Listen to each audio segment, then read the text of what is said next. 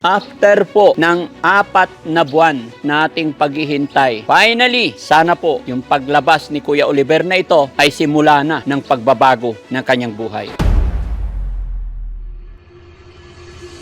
Ilang buwan lang magiging okay din to.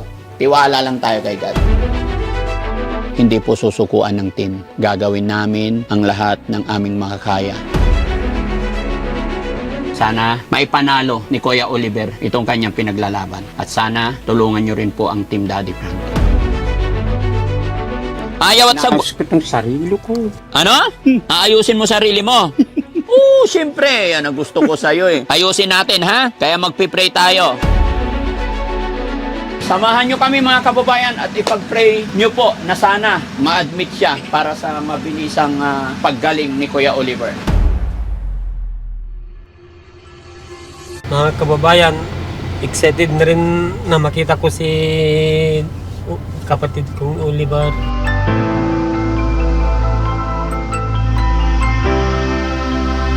Diba? Sabi ko sa inyo, walang imposible. Basta si God ang gumawa ng paraan, di ba? Nakakaiyak mga kababayan. Yung kapatid nila na napabayaan ng mahigit 20 taon. Eto na siya ngayon. Umiiyak na si Kuya JJ.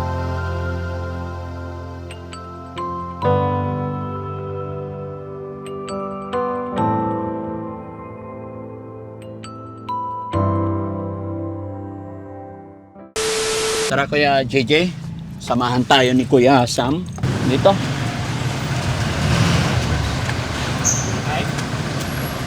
Ayusin mo, ayusin mo.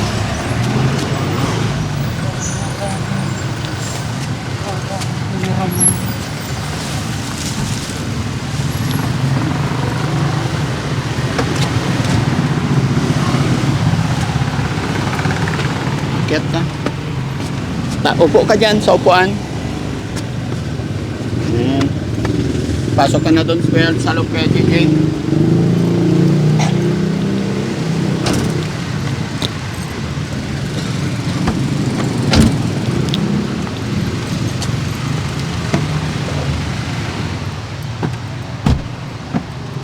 Kumusta ka, Kuya Oliver? Mabuti ko.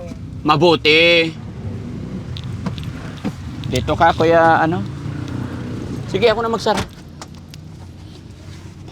Kumusta, Oliver?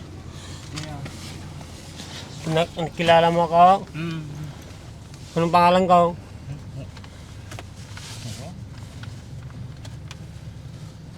Sino to?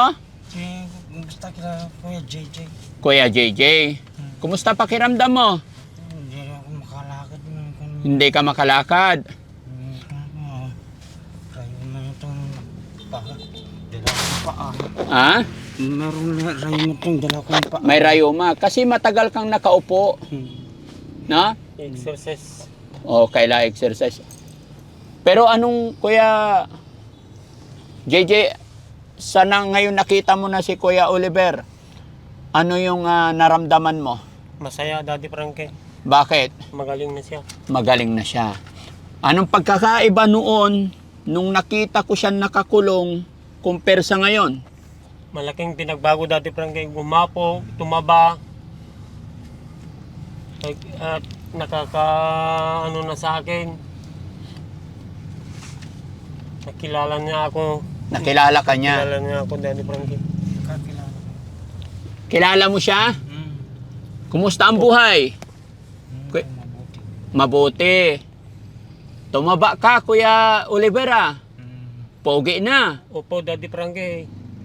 Oh, Daddy Frankie. Oh. Pwede ba tayong tumabi dyan? Yeah? Pwede akong tumabi sa'yo? No.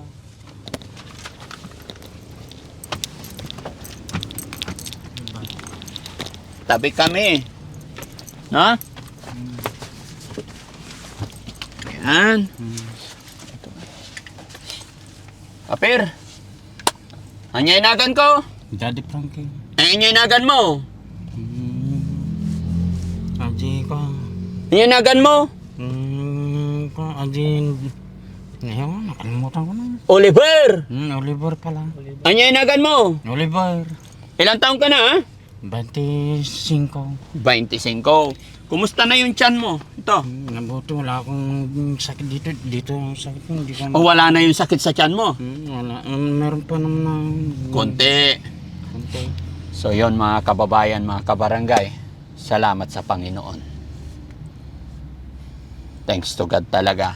Kita nyo naman, ang laki-laki ng pagbabago. Hindi kagaya noon, payat na payat, hindi mo maintindihan. Pero sa pagsisikap natin, sa suporta ninyo, at higit sa lahat, sa gabay ng Panginoon, eto na, si Kuya Oliver ngayon. Almost 4 months po sa bahay pagamutan. Turnover nila si Kuya Oliver sa atin. So mga kababayan, base sa explanation sa amin ni Kuya Sam, ang unang ginamot talaga sa kanya, yung mga problema sa internal. Kuya Sam, dito ka. Yung mga binigay kay Kuya Sam. Ito, ano yung isang sinabi, in-explain sa'yo ng dalabas? Dads, yung nagbigay sila ng gamot niya, good for one month, and then siya, yung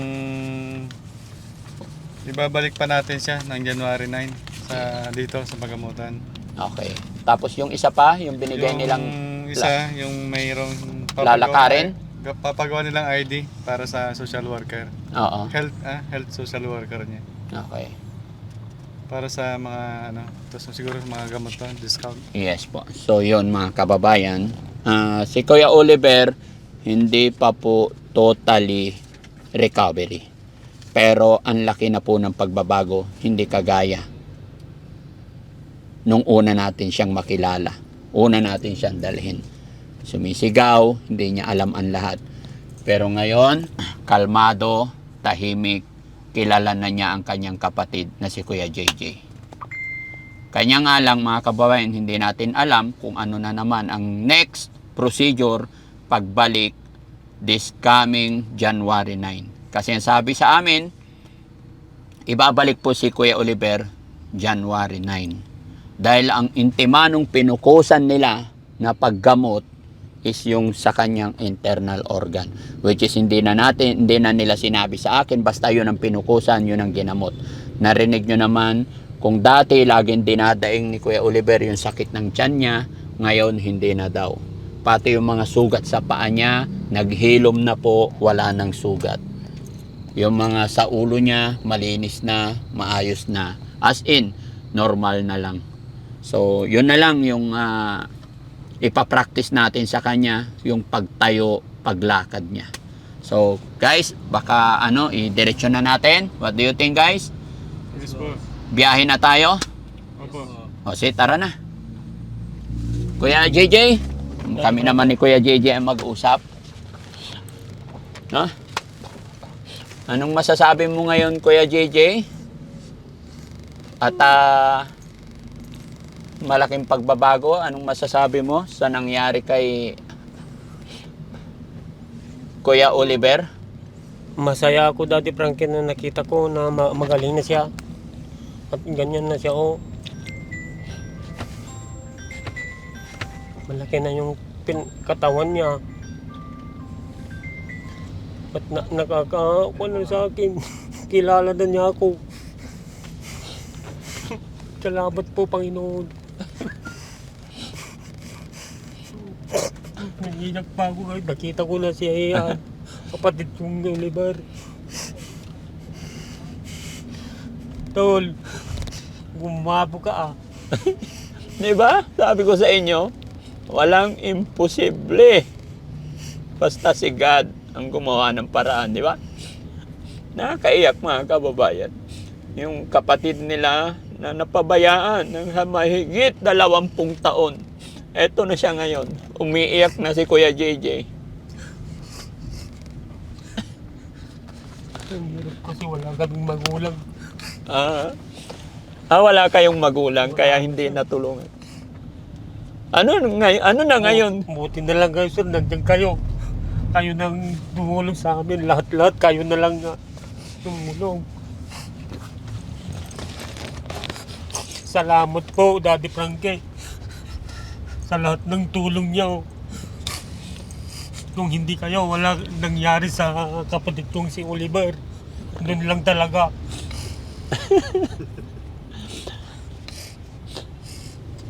Nakakaiyak mga kababayan. Salamat sa Panginoon. Salamat sa tulong niyo po. Nawa, sana po hindi kayo magsawang sumuporta sa akin, sa amin, para mas marami pa tayong matulungan. Basta laban lang, Kuya JJ, no? Nararamdaman kita. Alam kong mahal mo yung kapatid mo. Alam kong wala ka lang magawa noon. Pero ito, tingnan mo. Mataba na siya.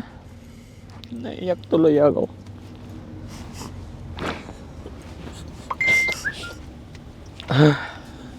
Thank you, Lord. Thank you talaga.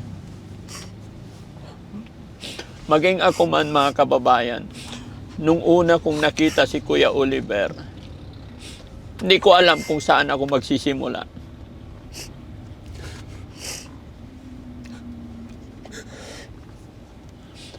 Napaka-emosyonal tong pagtatagpo nilang magkapatid, mga kababayan. Maging ako man, mga kababayan, nung una kong nakita si Kuya Oliver, hindi ko talaga alam kung saan ako magsisimula at kung paano ang gagawin kong tulong para mapagaling. Basta ang ginawa ko lang, yung alam kong tama at ipinag-pray ko lang talaga at ako'y nagtitiwala lang sa kakayahan ng Panginoon. Kaya ito, mga kababayan, bagamat sabi ng mga dalubhasa ay hindi pa fully recovery, pero nakita natin.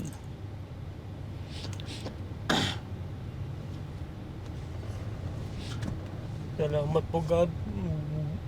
Na ganyan ang konseng Oliver. Hindi mo ba inaasahan, Kuya JJ, na magiging ganito ang kalalabasan? Hindi, sir. Akala mo, inisip mo noon, hindi na siya gagaling? Yun ang alam ko, sir. Akala mo habang buhay na siya nakakulong doon? Yun talagang nasa isip ko na, Daddy Frankie. Kung hindi kayo, walang nangyari. Buti na lang nandiyan kayo, Daddy Frankie.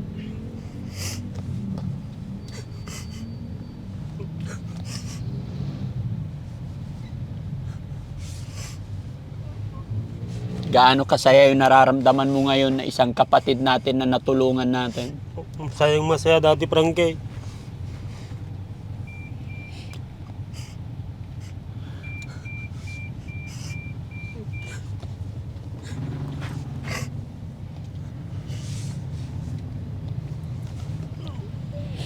Sana maging masaya lahat ng kapatid mo sa nangyari sa kapatid ninyo. Sana, Daddy Frankie, para makita nilang masaya. Alam mo, Kuya JJ, pag nakikita ni Kuya Oliver na nandyan yung mga kapatid niya, nakikita niya ang suporta ninyo, mas lalong bibilis ang paggaling ni Kuya Oliver. Makikita niya yung support ng pamilya. Yun ang kailangan niya, Daddy Frankie. Opo.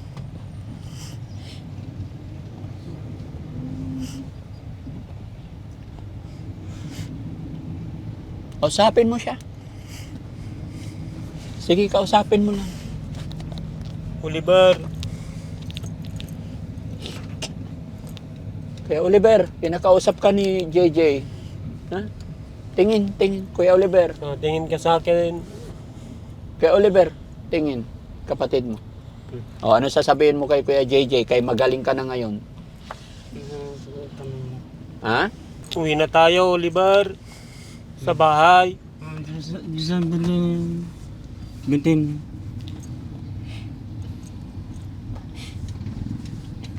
Kuya JJ, kung mapapansin mo, ang pinukusan muna talaga nilang gamutin sa loob ng 4 na buwan, yung mga nakuha niyang sakit nung time na nakakulong siya.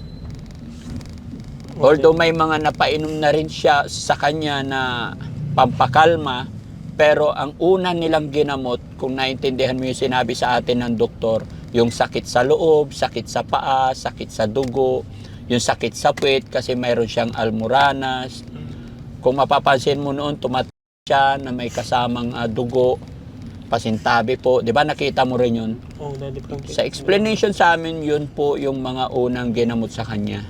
And then, mayroon din siyang binigay na gamot sa atin for 1 month. And then, may pinapagawa sila na yung ID kukuhain sa barangay ninyo. Sana yun ang malakad ninyo. Sana yun ang malakad ni Nanay Ansing. Para sa ganoon ay makadiscount tayo sa mga gamot. Kasi kung kikwentahin talaga natin yung mga gamot, mga kababayan, mga kabarangay, hindi po biro-biro. Kaya malaking bagay po kung makakuha tayo ng ID niya, PWD ID, para makadiscount tayo. Kaya mga kababayan, mga kabarangay, sa mga kapanood ng video ito, sa mga nais magpaabot ng tulong para kay Kuya Oliver, kami po'y nananawagan ulit sa pagkakataon na ito sa kanyang dagdag gamutan para tuluyan na siyang gumaling. Mag-message lang po kayo sa Daddy Frankie official po. Naiyak ako mga kababayan, naiyak ako, natawa ako nung nakita ko talaga yung sitwasyon, yung reaksyon ni Kuya JJ sa kanyang kapatid. Naiyak ako nung sinabi niyang hindi niya lubos akalain na yung taong kinulong nila sa loob ng mahigit 20 taon, akala nila'y wala ng pag-asa. Pero naiyak siya nung nakita niya ngayon na malinis na, tumaba na yung kapatid nila. Sa tulong ninyo at sa biyaya at gabay ng Panginoon yan. Kuya Oliver, appear naman. Kantahan mo naman ako, Kuya Oliver. Ha? Kung sino pa Yun. siyang marunong magmahal, ang siyang madalas maiwan, di na nung dahil ng pagmamahal.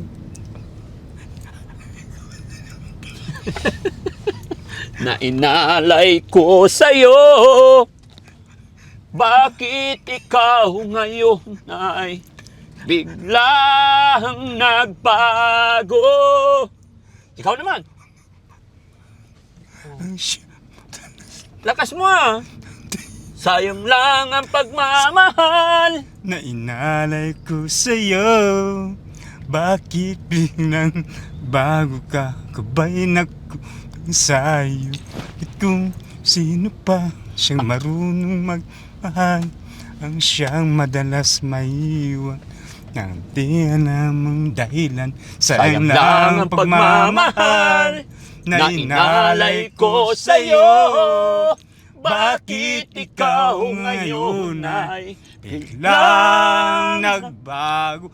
Bakit kung sino pa siyang marunong magmahal, ang siyang madalas maiwan, nang di alamang dahilan. Sayang lang ang pagmamahal na inalay ko sa'yo, bakit ikaw ngayon ay biglang nagbaho?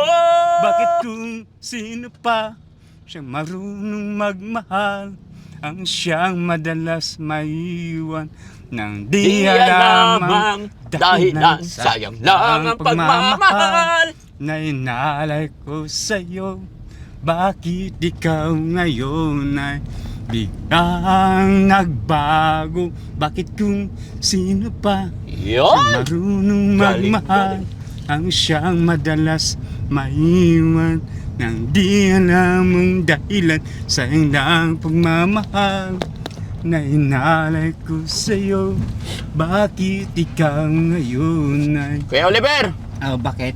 tanungin kita. Harap ka sa akin. Oo. Harap ka sa akin. Masaya ka ba? Masaya ako. Pwede ba kita mayakap? Pwede ba ang yakapin ako? Yakapin mo naman ako. Pwede ba kita mayakap? Ha? Love you, brother. Ha? Yakapin mo si Daddy Frankie. Nakakatuwa mga kababayan. Yung taong napabayaan ng ilang taon, Bakit kung eto na siya. sino pa Masaya, siya marunong kwela, ang siyang Kaya madalas masaya talaga ako maiwan. mga kababayan. Maraming salamat. Dahil Nawa, nandyan pa rin kayo hanggang sa dulo ng paggaling ni Kuya Oliver. No? Bakit biglang Mataba na siya. Kung noon takot kayong hawakan, kung noon ayaw nilang hawakan, ayaw nilang lapitan, ngayon malinis na po. Maayos na. Ang siyang madalas maiwan. Tuloy-tuloy lang tayo mga kababayan. Dahil alam ko, pag nasa shelter na po ito, kagaya nila Ate Tintin, Ate Lisa, Ate Maricel, basta napakain natin sila ng maayos, manunumbalik yan sa tulong ng Panginoon at pagpapainom natin ng tamang oras, tamang gamot. Yun lang mga kababayan ang iniisip ko at ang problema ko. Yung sinabi ni Nanay Ansing kahapon, nung bago ko puntahan sila doon sa bahay, ang sabi ni Nanay Ansing is idiretso daw si Kuya Oliver sa kanyang bahay. Pero pagawan muna daw ng kwarto doon. So yan ang iniisip ko mga kababayan kung ano yung pinaka the best. Pero wag po kayong mag-alala. Kaya ng aking sinabi, pag-iisipan, pag-aaralan, pag-uusapan namin ng mga kapatid ni Kuya Oliver. Dahil hindi po ako pwede mag-decide na mag-isa lang mga kababayan. At syempre, alam ko nandyan kayo na nakasupport sa likuran ni Daddy Frankie. At alam ko, hindi rin ako pababayaan ni Kuya JJ at ni Nanay Ansing. Sana mga kababayan, ang isipin natin, una, ay yung paggaling muna ni Kuya Oliver. Sa akin mga kababayan, hindi ko po iniisip yung gagastusin, kung ano man na expenses, hindi po iniisip ni Daddy Frankie yan. Ang priority sa akin ay kung paano mapagaling siya. Diba? Kuya, Maraming salamat, Daddy Frankie. anong masasabi mo, Kuya JJ? Kasi nag-aalala talaga ako, nag-iisip, nagugulumihanan ako. Kasi kung gusto talagang ipagawa ni Ate Ansing, masyadong yung bahay niya is masyadong mabigat pa sa akin sa ngayon. Kasi hindi ko kasi ikinikwento na sa inyo yung expenses or gastos dahil ayaw kong sabihin nyo na sinusumbat or what. Hindi. Ayaw ko na ikwento, ayaw ko na ilatag yung gastos kasi gusto ko po tumulong sa kanya, gusto ko makatulong. Kaya kahit minsan hindi ko na inilatag kung ano yung mga ginagastos ko. Pero kung isasabay natin yung paggawa, medyo mabigat talaga. Kaya pag-isipan natin maigi. Sa ngayon mga kababayan, didiretso kami sa bahay ni Nanay Ansing para mapag-usapan kung ano talaga. Kasi nung kahapon mga kababayan, na nagpaalam ako, pinuntahan sila doon, ang sinabi ko lang sa kanila isusunduin na si Kuya Oliver. Ngayon na nakausap na natin ang mga dalubhasa, na sinabi nila na ibabalik pa sa January 9, ay hindi namin nasabi dahil hindi pa namin alam kung ano kaya ang magiging reaksyon ni Nanay Ansing ngayon na kailangan pang ibalik. Which is yun po yung sinabi ko nung unang-una pa lang na hindi porket ibibigay na nila or iti-turn over na nila is wala na. Ibig sabihin is tapos na. Hindi po. Lahat po ng inaalagaan natin, pag na-control na, nagkalma na ang pasyente, ipapaubaya na yan sa pamilya at magbibigay na sila ng gamot araw-araw hanggang sa tuluyan ng gumaling. Hindi po yung proseso na ibibigay, hindi kagaya ng sa private na pakakawalan yung pasyente natin pag okay na talaga. Hindi po. Basta na control na, safe na, alam na ng mga dalubhasa yan na pag ininom niya ito tuloy-tuloy, manunumbalik na yan. Ganun po yung nangyari. Pero buwan-buwan, babalik pa rin tayo dito. Oo, Daddy Frankie. Pero Kuya JJ, kung maririnig ko sa'yo, kay Ate Ansing, na kaya nyo siyang alagaan, painumin ng gamot, bilhan ng gamot, ibalik dito sa pagamutan buwanan, hindi po ako mag-aatubili na ibigay sa inyo. Walang problema. Pero kung alanganin at hindi kakayanin ni Nanay Ansing na ibalik dito buwan-buwan, medyo mag-iisip tayo mga kababayan. Pag-iisipan kong maigi. Dahil hindi po ako papayag na mula simula nang makilala ko si Kuya Oliver, hindi ako papayag na mapunta sa wala. Lalong-lalo na sa mga tulong ng mga sponsor. Ayaw kong mapunta sa wala yung mga nasimulan natin. Ayaw kong masayang. Sa tingin mo, Kuya JJ, kaya ba ni Nanay Ansing na dalhin si Kuya Oliver buwan-buwan dito, ibalik? Ay, ewan ko lang, hindi ko masagot yan, Daddy Frankie. Hindi mo masagot.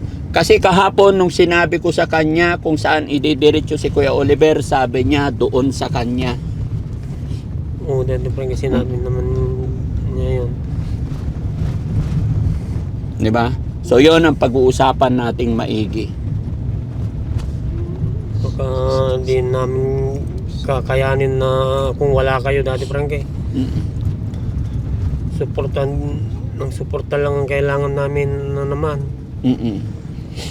Kaya nga po, yun ang inihiling ko na sana maintindihan ng Nanay Ansing. Alam ko kay Kuya JJ mga kababayan, isunod-sunuran lang naman, kumbaga madaling paliwanagan, kausapin. Although ganun din si Nanay Ansing mga kababayan, alam kong kaya kong pakiusapan. Yun nga lang, mayroon din siya kasing pakiusap. So yung sinasabi ko, hindi naman po ako mayaman, hindi ako malaking company, hindi ako kagaya ng ibang mga vlogger talaga mga kababayan na nauna na, may pundasyon na. Pasalamat lang po si Daddy Frankie dahil nandyan ang mga nanonood, supporter, subscribers, at higit sa lahat, pasalamat ako kasi may maliit akong hanap buhay dito. Kaya nasusuportahan ko at kaya may mga sasakyan akong magagamit kahit saan kami magpunta, no? Pero ay aminin ko po sa inyo, kung yung revenue natin ay pasok po yan lahat sa ating mga beneficiary, sa ating mga travel, sa mga pagkain pa lang po ng ating mga beneficiary. Yun po, kaya ako yung humihingi ng inyong suporta mga kababayan. At ako'y nagpapasalamat talaga sa mga sponsor natin, mga kababayan nating OFW, Team Rise Above. Mabuhay po kayo. Tita Honey S. No? Lahat po. Philippine 888, Inday Okray TV, Team Saltik. Lahat po kayo mga kababayan. Lahat po. Pasensya na po kayo, hindi ko kayo mabanggit lahat ngayon. Pero maraming salamat talaga. Sunod na gagawin natin ngayon, Kuya JJ, saan tayo didiretso? Sa bahay ni yung kapatid kong si Ansing, Daddy Frankie. Doon natin idiretso si Kuya JJ. Doon sa bahay niya, Daddy Frankie. Doon sa bahay ni kapatid mo. Kapatid Diretso ko si tayo Ansing. doon. Oo, Daddy Sige po, masusunod po yung gusto ninyo. So yun mga kababayan, mga kabarangay, narinig nyo po yung sinabi ni Kuya JJ. Tinanong ko, ngayong nandito na si Kuya Oliver sa poder natin, kung saan ididiretso sa bahay daw po ni Nanay Ansing. Tapos pagdating doon, Kuya JJ, ano pang next gagawin natin pagdating natin doon? Isasabihin nyo, Daddy Frankie, kung anong yung binigay nilang gamot na ipapainom natin. Ito Kuya JJ, basa mo, pangalan niya. Tapos ito, request form para kuhaan siya ng ID sa barangay. No? Excuse me. Para nun sa ganon, pag bibili kayo ng gamot is magkaroon ng discount. Ba? Anong ginagawa sa iyo doon sa loob ng paggamutan, Kuya Oliver? Ginagamot yung may sakit. Ha? Ginagamot yung may sakit. Ginagamot yung sakit mo. Mm. Ang galing naman. Anong pagkain mo doon? Masarap din kung minsan. Masarap din kung minsan. Mm. Anong pagkain yon? Anong ulam mo doon? Nakalimutan ko na. Nakalimutan na. Ayaw kong sabihin yung Ayaw mo sabihin? ayaw yung sabihin yung pagkain na yun. Oo. Nakalimutan. Nakalimutan mo na. Araw-araw ka ba naliligo doon? Hindi naman na kung minsan hindi. Minsan hindi. Pero sa shelter, araw-araw tayo maligo doon, ha? Ewan ko. Ha? Oo, May bago na tayong bahay. saan? Sa shelter. Siyempre, bakit? Eh, maganda yung bahay doon, malaki. Ba? Oo, gusto mo doon? Mm. May tanong pala ako, Kuya JJ. Mm. Ay, Kuya Oliver, tingin ka sa akin, ha? Saan mo gustong tumira? Doon sa bahay ni Nanay Ansing o sa bahay ni Daddy Frankie? Saan mo gustong tumira? Ha? Doon nga sa Binten. Sa building. Kay Daddy Frankie? Bakit ayaw mo kay Nanay Ansing? Ha? Bakit? Bakit gusto mo kay Daddy Frankie? Ha? Wala. Oh, gusto daw niya doon sa building ni Daddy Frankie tumira, mga kababayan. Pero masusunod pa rin yung kagustuhan ng mga kapatid kung kaya nilang suportahan, no? Kuya JJ, Daddy Frankie. masaya? Masayang masaya, Daddy Frankie. Masayang masaya. Kanta nga kayong dalawa. Dito, tabi kayo. Do it kami, Daddy. Do it kayo. Dali, doon, tabihan mo siya. Kulitin mo siya. Do it daw tayong kumanta. Sige, sandal. Anong kakantahin ninyo? Matalas kitang kasama. Sige, ikaw nga. Mga balsado. Umpisan mo nga. Madalas kitang makita Kita't makilala, magkahawak ang mga kamay. Nauna ng pagsuyo na yung tadhanong madalas kitang Kitang may kasama, magkahawak magkahawak ang mga kamay. ng pagsuyo na Maraming salamat po, God, na nakita kong ano na si Oliver.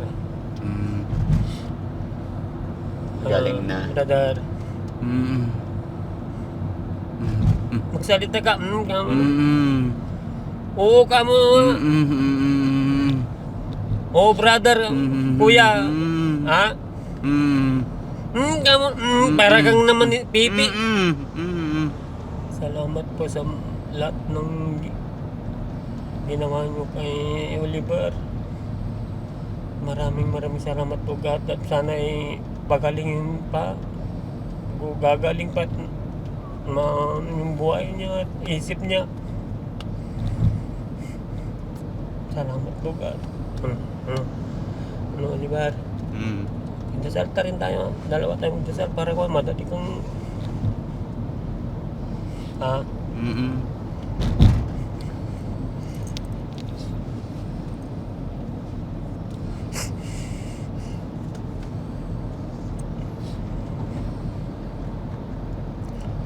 Ano yung feeling na nayakap mo na yung dati-rati, ayaw nyong lapitan, ayaw nyong hawakan.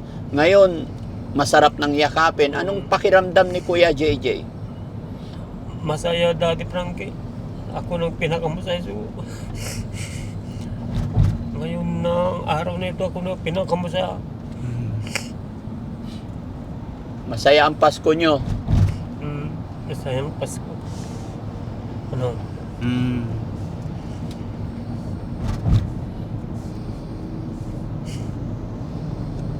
Hindi mo ba lubos akalain na yung sitwasyon na niya noon ay pwede pang magbago pala?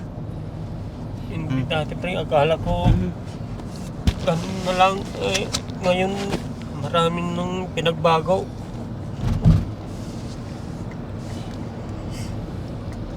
Ang laki ng pagbabago niya. Ibaba mo lang yung paa mo, Kuya Oliver. Baba mo dun pa. Baba mo lang yung paa mo para masanay. Baba. Para Dalawa. straight yung mo. Baba mo dalawang paa. Baba mo para tutuloy yung kanya. Pababa, bawal ayakyat. Yan, ganyan lang. Sige na, baba lang. Tutuloy yung pagdaloy ng Oo. ng ugat. Yan, mas magandang ganyan. Ganyan-ganyan mo yung pagkakuha kaya. Galaw-galawin mo ganun. No? Sabi mo nung una, Kuya Oliver, nung unang-una tayo nag-usap, sabi mo nasa 15 to 16. Pero nung lately na nag-usap tayo, sabi mo hindi lang pala 20 years old na nakakulong doon. Hindi ko na kasi matandaan dati Frankie. Ilang taon na siya doon. Hula lang yun na... Pero sa pagkakaalam mo, ilan talaga? Baka nasa 20 talaga yun dati Frankie. 20 talaga. Oo. 20 taon na siya nandun. Inaantok yata siya, pasandalin mo lang siya doon. Naantok ka? Sige, tulog ka lang, Kuya Oliver. Kasi baka mga... Gamot siguro. No? Oo. Yung mga pinapainom sa kanyang gamot. Kaya, syempre, pagod. Iba yung pakiramdam, mga kababayan, na nandito na siya sa labas. Iba rin yung pakiramdam doon. Kasi alam nyo, sa loob ng pagamutan, mga kababayan, yung mga yan, hindi po yan itinuturing na baby at hindi sila itinuturing na may sakit. Itinuturing sila doon na normal, inuutusan sila para ayusin yung kanilang sarili. Yun po yung tamang pamamaraan para sa mga taong may karamdaman na ganyan. No? Kaya kung pagdating dito sa labas, makaramdam sila ng ganyan, may pagkakaiba, normal lang po yan. Unti-unti naman na magiging maayos yan. Basta tuloy-tuloy lang ang Tulog ka lang dyan. O pasandalin mo doon. Sandal ka para makatulog ka. Ganyan kaya itong gusto niya dati Frankie. Normal lang po yan, mga kababayan. Basta ang importante Yan, po, tuloy-tuloy tayong tuloy-tuloy natin siyang i-assist, mapainom ng gamot.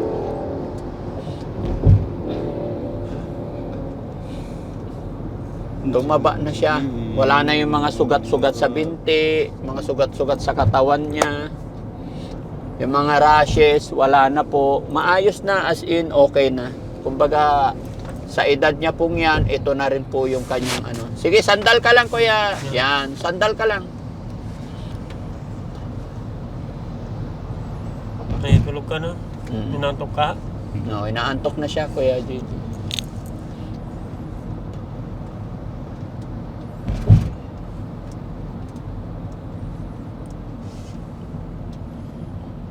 Sandalin mo lang. O kaya pahiga na natin siya, no? Kuya, lipat ka dito. Diyan ka lang, papahigain kita. Diyan ka lang. Ibaba ko to para maka...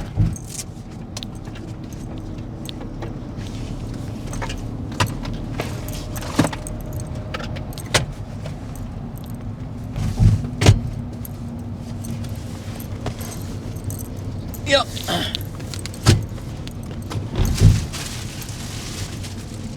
Oh, higa ka dito. Ito ang unan mo. Oh, higa. Yan ang unan mo. Okay. Sige. Kasi inaantok siya, mga kababayan. Bigyan natin siya ng time para matulog. Pagod, mga kababayan. Mula kahapon pa ng umaga, alas 5 ako gumising kahapon. Saturday morning, alas 5 ng umaga kami gumising. Sa bumiyahe, papunta kila Nanay Ansing. After kay Nanay Ansing, pumunta dito sa Manila. Ginabi na po kami, kaya ngayong umaga na naman ang resume. Medyo pagod, puyat, pero worth it naman, mga kababayan. At makita nyo na umiiyak si Kuya JJ. Nakita niya ang sitwasyon. Yun yung iyak ng kaligayahan na hindi nila ini-expect mga kababayan na ganito ang mangyayari. Yun po yung sinasabi ko na yung akala mo'y wala na, akala mo dead end na. Pero kung ikaw ay nagtitiwala sa Panginoon, ano't ano man ang pagsubok, ano't ano man ang hirap na pinagdadaanan, gaano kadilim, meron at merong pintuan na magbubukas para sa atin. Kaya wag na wag tayong susuko habang may buhay, may pag-asa. Di ba, Kuya JJ? Oo, Daddy Frankie.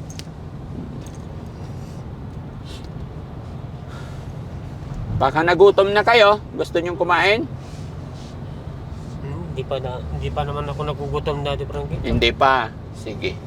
So, pwede nyong radyohan din yung mga kasama. Sa ano to? Skyway pa rin? Skyway. Okay, sige. Malayo pa. Abangan na lang. Ayan. So, mga kababayan, abangan nyo po yung pagkikita. At abangan nyo kung ano yung magiging desisyon po ni Nanay Ansing pagdating doon sa bahay nila. Kung ano yung magiging usapin namin. Anong kalalabasan ng desisyon ng magkakapatid. Abangan nyo po sa susunod naming video. Maraming salamat po. Magandang gabi po sa inyong lahat mga kababayan. Lahat ng nakatutok, baka may hindi pa po na-subscribe sa aking YouTube channel para lagi kayong ma-update pa sa mga upload videos namin. Pwede po kayong mag-subscribe, i-share nyo rin yung upload videos natin. Maraming salamat mga kababayan. Daddy Frankie po, anak ng Pangasinan, from Pangasinan. God bless po sa atin lahat. Merry Christmas po. Salamat.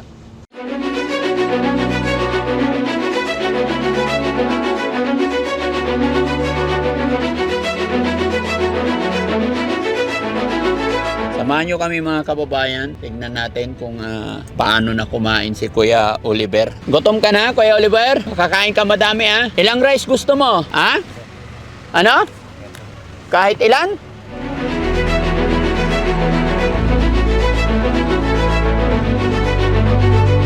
Ha? Ha? Isa pa? Ay. Pakunin na ko yung ano. Di ba nalapaliwanag ako? Napakaulit.